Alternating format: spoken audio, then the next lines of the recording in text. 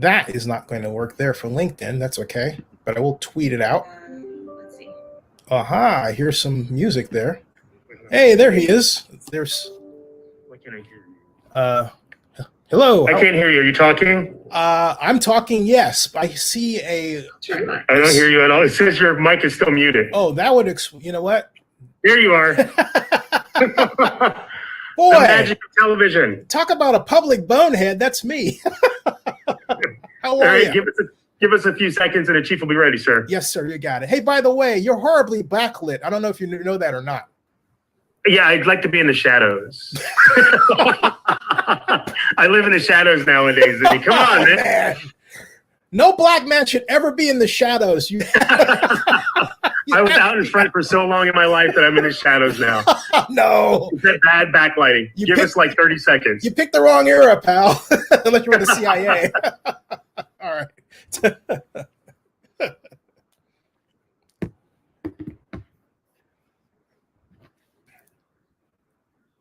Thank you, Felicia, by the way. Thank you. Okay, folks, we are, as the chief of police comes in, make sure I tweet this out one more time.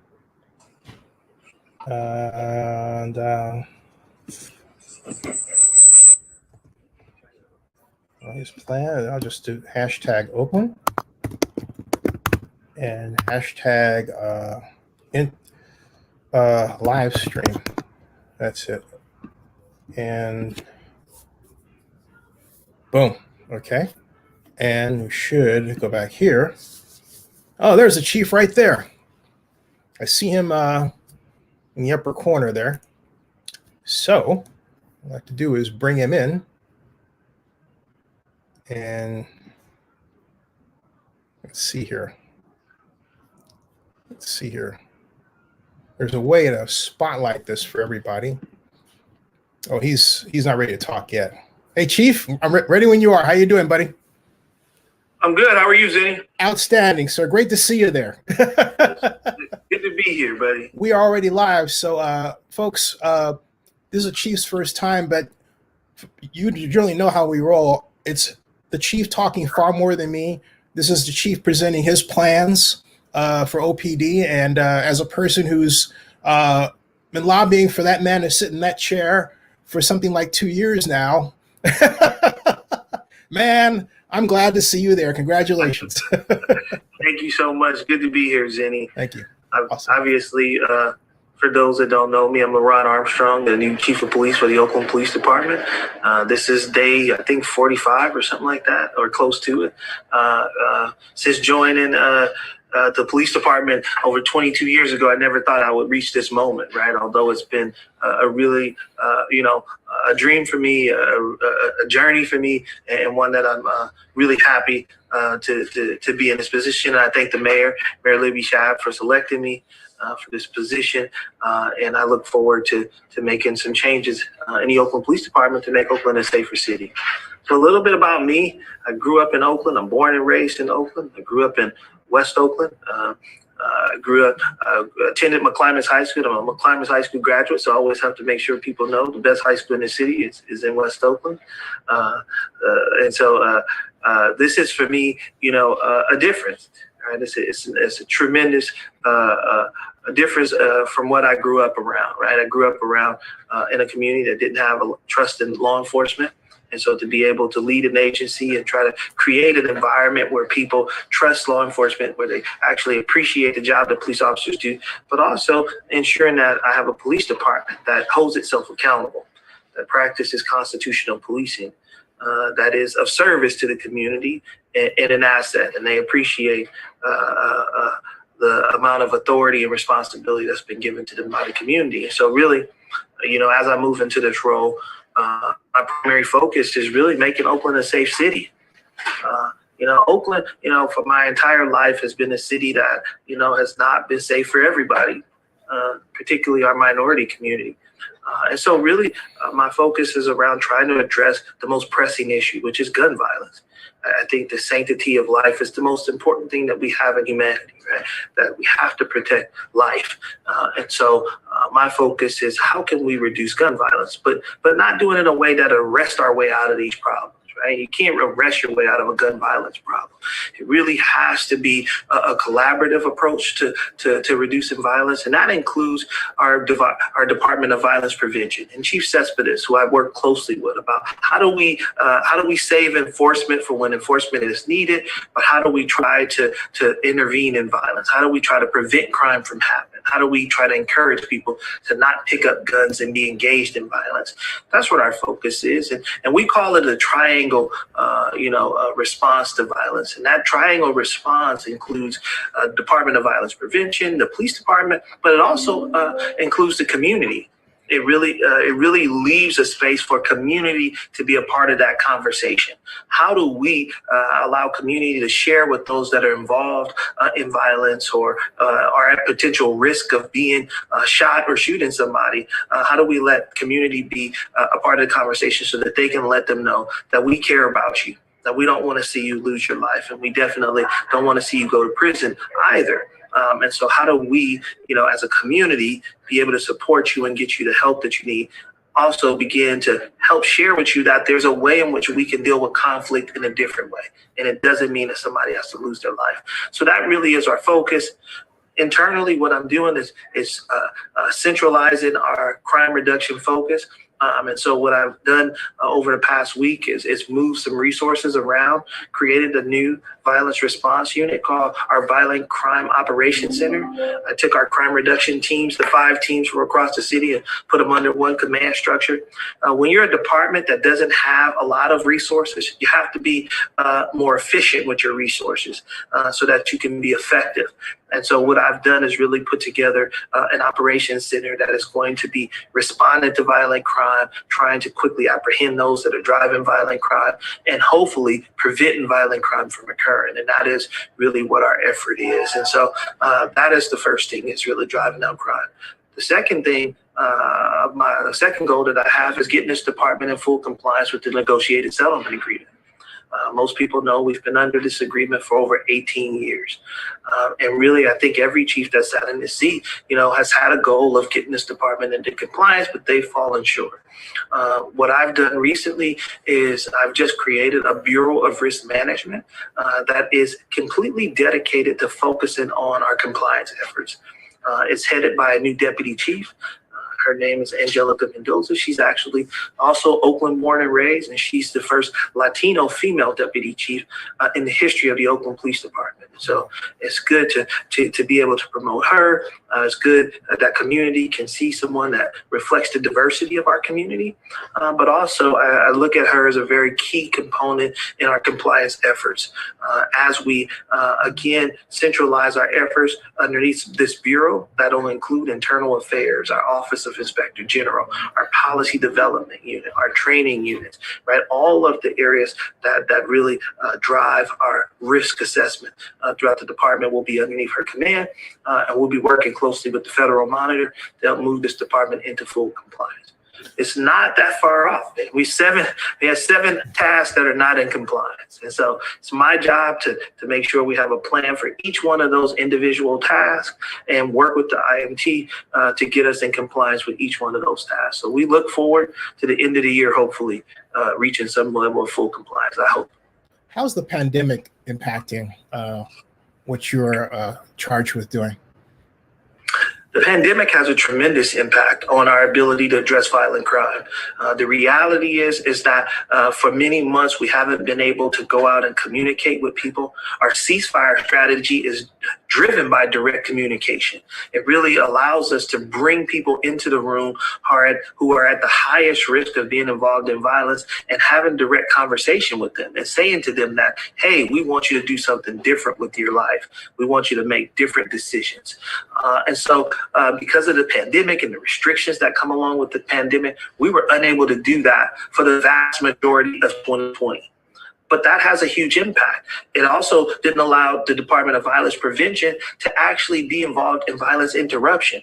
which means that they need to be on the streets, going to where these individuals hang out at, going into gang territories, if you would, and having direct conversation with them. We call that custom notifications, essentially bringing forth a custom message to individuals that are involved in violence and ask them to do something different with their lives, but also providing that life coaching that they need to change their lives and change their trajectory.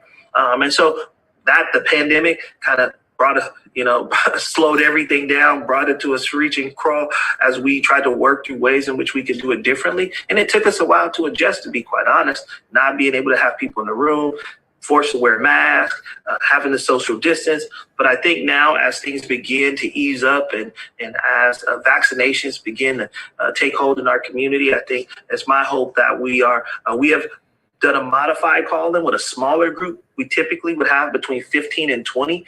We've had to now reduce that to about 5 to 10 at most in those rooms. So we have to do more sessions, but we're trying to accomplish the same thing. And so this is our adjustment to addressing violence. But I will say that the pandemic has definitely caused us some issues.